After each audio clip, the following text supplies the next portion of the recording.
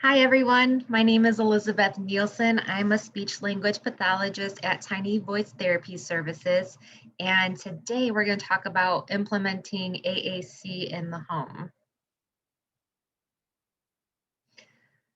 Before we begin, I want to tell you a little bit about me. I started my private practice, Tiny Voice Therapy Services, in 2014. I work with kids that use communication devices. I specialize in feeding therapy, and I also work with kids with a variety of speech and language disorders. And very recently, I began to use the use of the horse, the movement of the horse, into therapy, as well as our other farm animals such as goats and pigs. And it's been so fun utilizing the devices in this natural environment. So I'm really excited today to talk to you about kind of the what, when, where, and hows of modeling, and then also reviewing our role as a communicative partner. So what is modeling and what should I model? Modeling is using your child's communication device, or if your child has a communication board to communicate. We want to model at the level that your child is communicating at. So if your child is using a lot of one-word utterances, then we can model a lot of one-word utterances, but then also expanding on that and modeling a lot of two-word phrases to show them how they can add words to what they are saying. And we'll talk a little bit more about that too. And when you're modeling, you want to make sure that your child is watching every step of the way to get to that word. Because if they aren't looking that first step and they see that second page open, then they don't know how to get there. So it's okay if maybe they didn't watch the first time, and that provides an opportunity to keep modeling, keep saying that word over and over, and so that they can see that whole process to get to that word. It's also important to pause after you model a word, maybe pausing up to 30 seconds, sometimes a minute. And that gives your child an opportunity to say maybe that word or maybe comment and say something else. We also want to model words that are associated with the things that are happening in that moment. We can kind of be like a little narrator. We want to talk about what your child is doing in that moment to help make those meaningful connections. So if your child is eating, say, model the word eating on the talker. If they're drinking, we model drinking. So there's lots of types of communication. So we want to be able to model for those different types. So the one that is probably modeled frequently is labeling. So lots of nouns, ball, car, banana. But there's also so many different ways that we communicate. There's commenting, saying things like, I like that, or I don't like that. Requesting, I want, can I have, do again. We have protesting, which is so important for kids to be able to protest. No, stop. Also asking questions. Where's mom? When can we go? Providing some information. I am 4 years old. I live at, and so we don't want to just limit ourselves to just labeling. We want to be able to model all these different types of communications, of the functions that we use our language. So I have a picture of a ball here, and you can pause the video and think about some words that you can model when you think about the word ball. So I'll give you guys a minute. You can pause the video, think about some words that you can associate with the word ball that might be in your child's communication device. All right, so I hope you were able to get a minute to write some words down. So I kind of broke up the words into verbs or action words. Adjectives are descriptive words. Prepositions are location words. And then nouns, person, place, or thing. So verbs, we have bounce, kick, roll, go. Adjectives, red, fast, slow, big, little. Prepositions, up, down, in, out.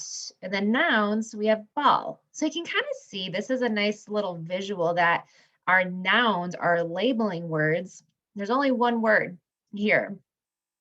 And that provides us so many opportunities for verbs and adjectives and prepositions. There are so many words that we can use that not just label, but talk about the action, talk about describing that object, talk about where it's at.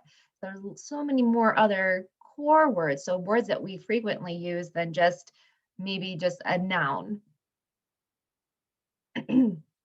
So when should I model? Modeling when you introduce a new concept or new words. So if you guys are working on stirring, model stir if your child has never done a stirring activity, and model it a couple of times. And then also modeling when you want to add a word to what your child says, kind of like what we were talking about. When your child says ball, for instance, what words can you add to that word so that you can show them how to expand that language? And then you also want to model in instances where they need to self advocate, especially in times when they're really frustrated. It's hard for them to communicate their wants and needs during those times. And so it's great to come in and model what they should say. And so saying phrases like, I need help, I am frustrated, can you do it? So we have, asking our questions, we have our commenting, we have our requesting. So again, those functions of language. And sometimes when we model their feelings, it is kind of like a light bulb. They're like, yes, that you get me. That's how I'm feeling. I am frustrated. And hopefully then it'll click with them to use that word in other times, like, oh, I see you're laughing. We can say, I am happy. And just modeling those feelings as they're happening to help make that meaningful connection for them. So let's do a little bit of practice. So we have the word ball. So you can pause the video and think, okay, what other words can I add to the word ball? So I'll give you guys a minute. Okay, so some things that I just said, and this isn't an extensive list. We have red ball, ball go, ball up, fast ball, big ball. So we're adding an adjective, red ball. We're adding a verb, ball go. We're adding a preposition, ball up. We're adding more adjectives, fast ball, big ball. And it's all about what's happening in that moment. So if they are throwing a ball up in the air, then yeah, ball up or up ball. You're modeling those two words to show them how that first word that they say ball, we can say, oh, ball up. So where should I model? Well, the ideal situation would be everywhere, but there are situations where it's just more difficult than others to model. So I want you to think about, where have you found the most difficult situations to use the device? And kind of pause and take a moment to think about some of those situations. So the first thing that I think about is the swimming pool, because devices aren't very much waterproof. And so it's hard to use a device while the kid is swimming. So in this picture here, I believe this is like an empty cheese ball container. Somebody taped the communication device, a picture of it, on the cheese ball container so it floats, and you can use any other like floating device and tape your child's, at least the first page, to the communication of your communication device to the floating device. So that's a great opportunity then to continue to model that language. And then on the second picture, this is just a picture of in my clinic in the kitchen. And sometimes it's a little harder to model if the device just isn't there, and it kind of gives some language opportunities. I've seen also people making pillows with the devices, and because sometimes the device might be plugged in at night in another room. So it's another great opportunity to provide that language at bedtime. So I want to talk about some places where we can do some modeling. So modeling in the kitchen. I love modeling in the kitchen. There's so many great language opportunities. In this picture here, you see my kiddo, he's using an Accent 1000 with his sibling. He also has lamp words for life on his device. And I love to involve the siblings to teach them how to be great communicative partners. So making sure that their brother or sister can watch when you're modeling, getting their attention, and then using those core words, those words that we use all the time throughout our day.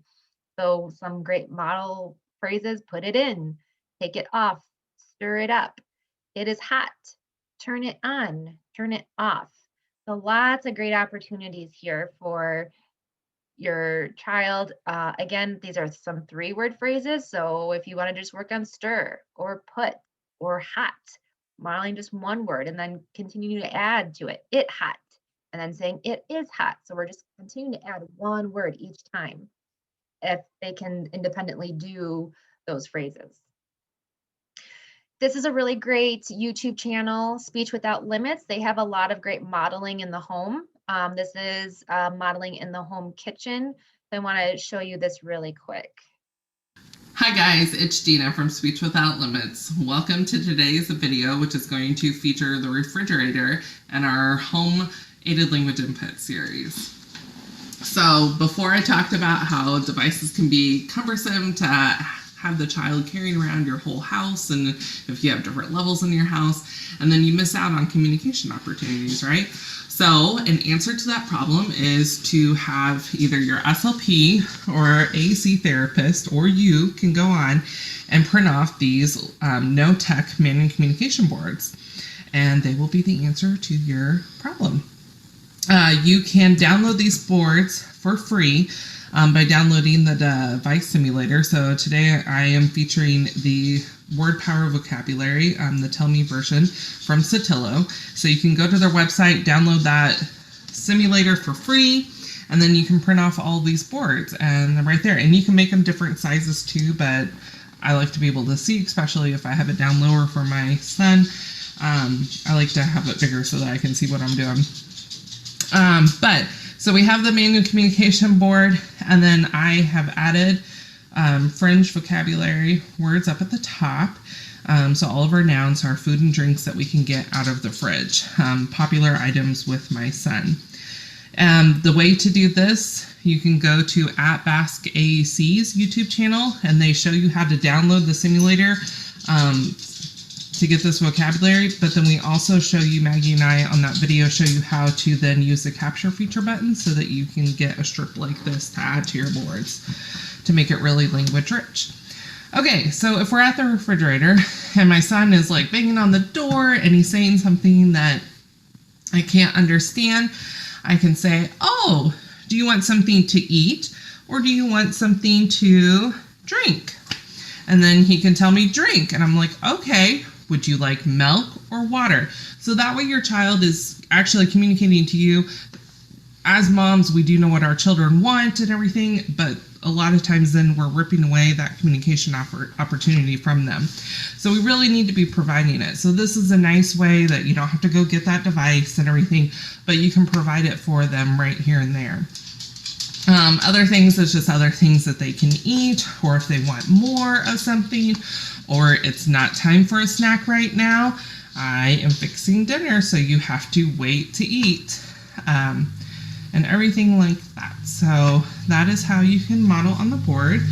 But I talked about how you can have smaller boards, so I'm going to move that one down.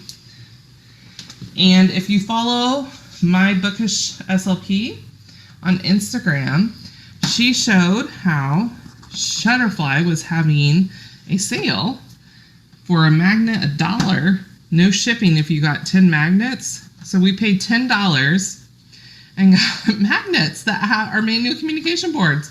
So you don't have to worry about getting magnets. And I have magnets on the outside of my board, but you can buy magnetic tape at Walmart for like a couple of bucks. And you could just stick that on the back of your board to make it magnetic too. Or if you want, and you catch Shutterfly on one of these awesome sales, I mean, this whole thing is a magnet. It's amazing. So we have the Snap Plus Core First vocabulary here. Here's the Lamp Words for Life vocabulary. And then we have the Word Power vocabulary from Satillo on this magnet. But here's, I mean, you can have so much vocabulary at the tip of your fingers and on your fridge. You could also put these on filing cabinets. I mean, they're magnetic, so you can put them anywhere that's got a surface that they can attach to. So they're wonderful.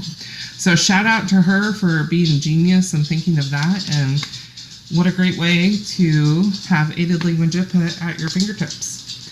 All right, that's all for today. All right. right, so I'm going to pause that there. So hopefully that kind of provides a little more information for you guys as to where you can model in the kitchen. And she makes a really great point that as parents, we know we can anticipate our child's needs and we lose that communication opportunity. And so we can always pretend that we don't know what they want, even though we do, so that we can provide those choices. So giving them the opportunity to use their device or use the board. Hi guys. Whoops.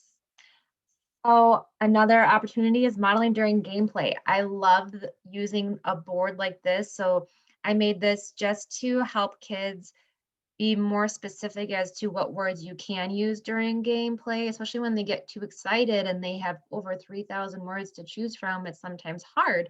So using these boards, it helps give them like a set of words that they can use. So phrases is it is my turn, it is your turn, you won, I won, good job, you go next, I go next, whose turn. And again, there's a lot of 3 to 4 word phrases here. You can start off with one or turn, and you can even do turn with like a rising intonation and an inquisitive look, like turn to like indicate that you are asking a question. You can model my or just you. And then once they have turn or once they have my, then you can start putting together and modeling, oh, my turn, and just pointing and saying it at the same time.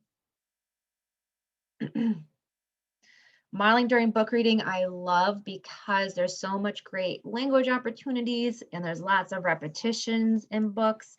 So it's a great opportunity for you to model certain words, maybe pick out 3 to 5 words in a book that you want to model.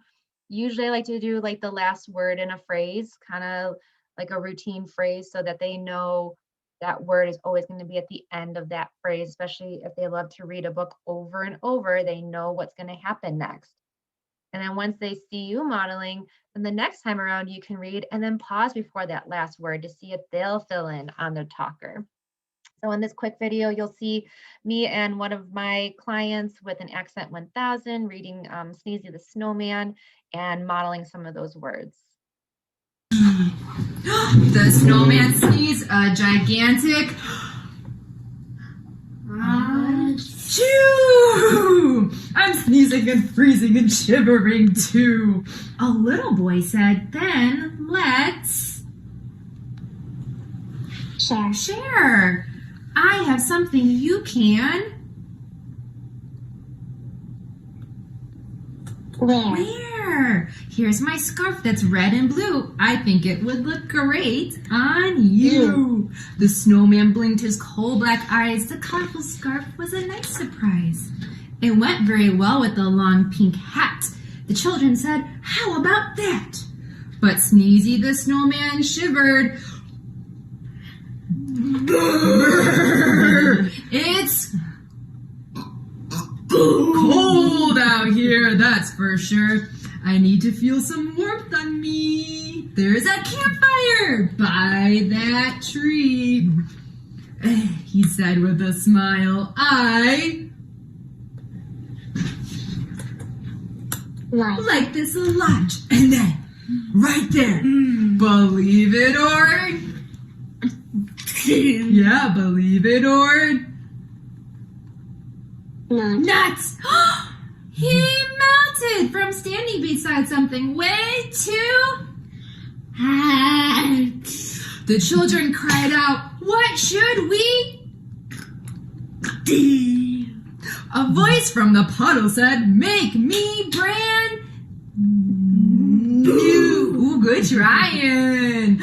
They rebuilt Sneezy as snowflakes flew. A cold winter wind swirled and blew. Ready? So you can see in that video, I'm modeling just a couple of words on the device and then having him even vocalize a couple of words. So not putting a huge demand on modeling every single word, but in those lots of great repetition moments in that book. Modeling during craft time is also a really fun opportunity. You can work on phrases like put it on, cut it, glue it, color it. So some directives. I like that. So some commenting, I need help. It is pretty.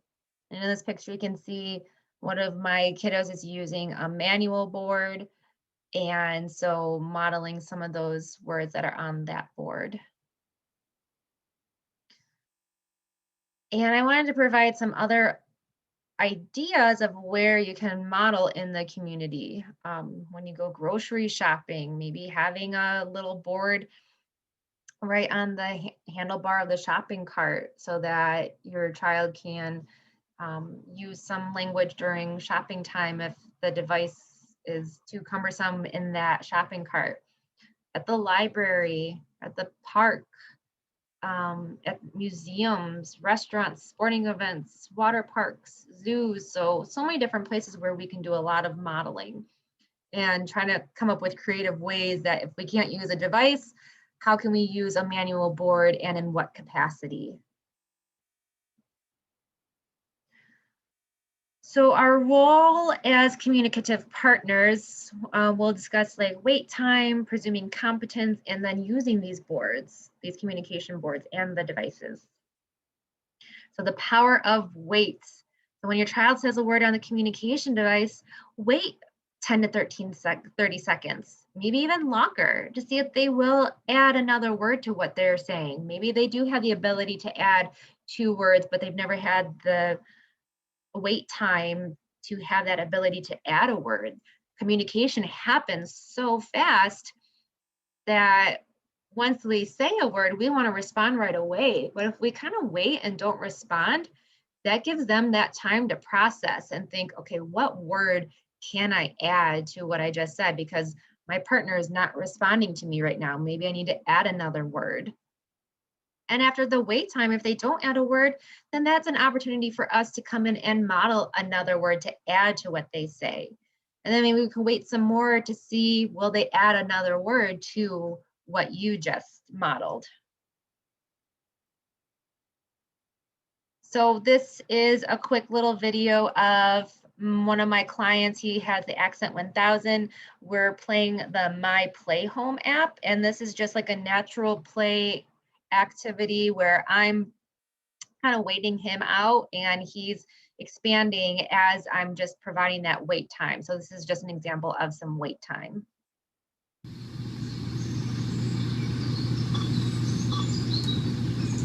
Swing.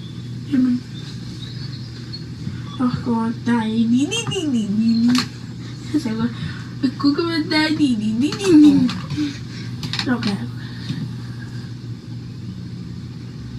Swinging. Swinging. Look. Swinging the Tire. Swinging tire. Let's go entire. Tell her.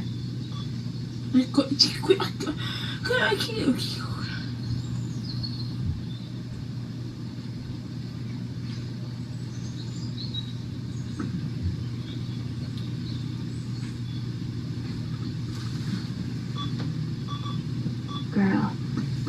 Girl. Fine.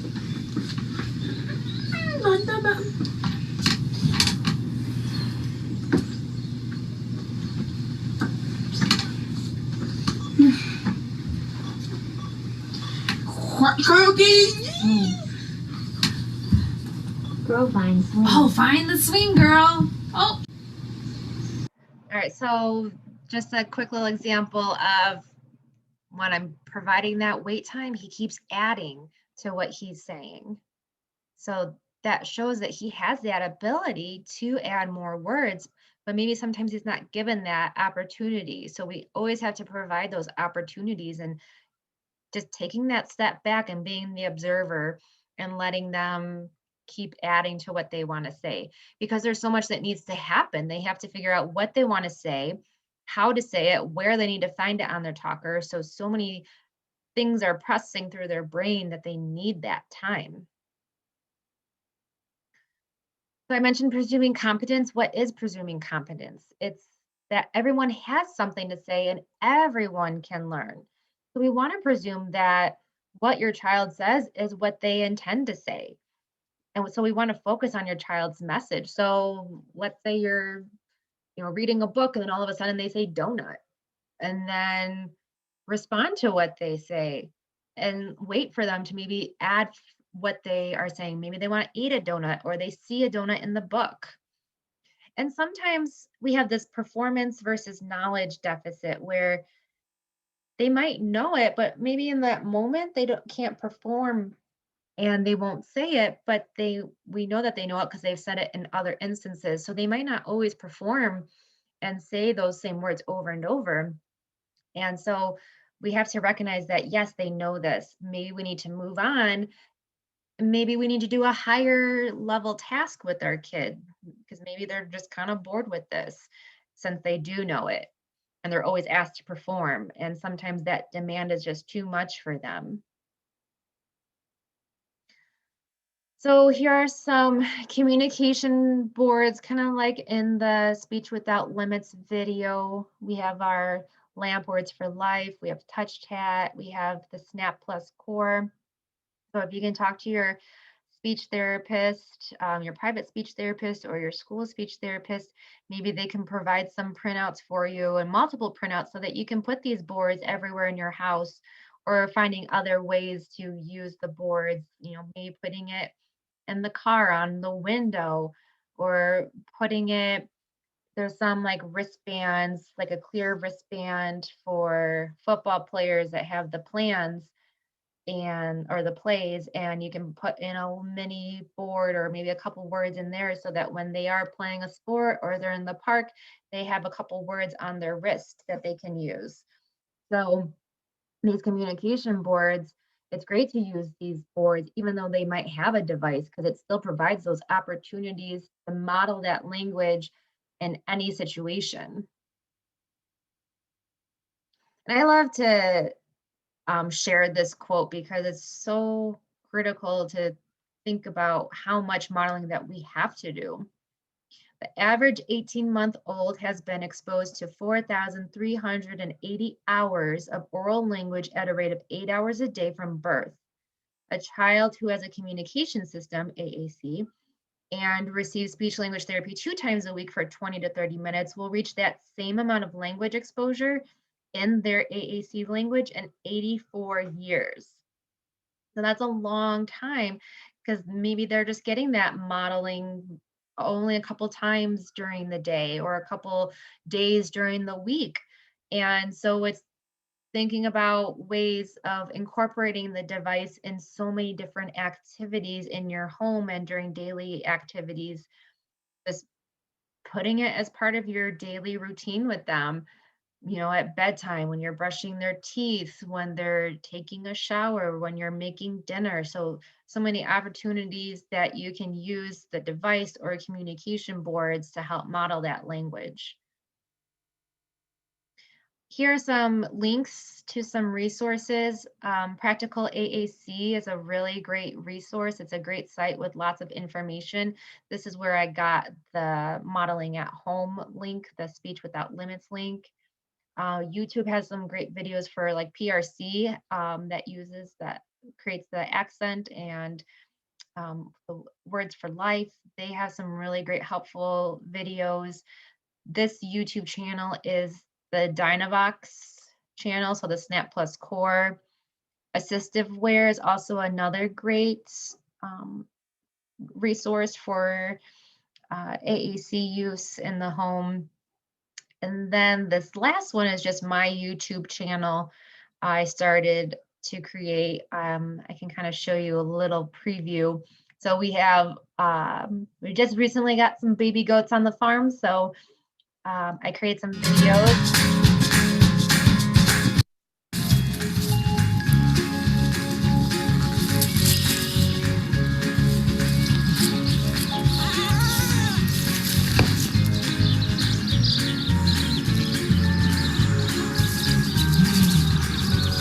And so within these videos, then I have just little visuals of words that you can model while you guys are watching the videos together. So I have more videos on my YouTube channel. If you just follow me at Elizabeth Nielsen.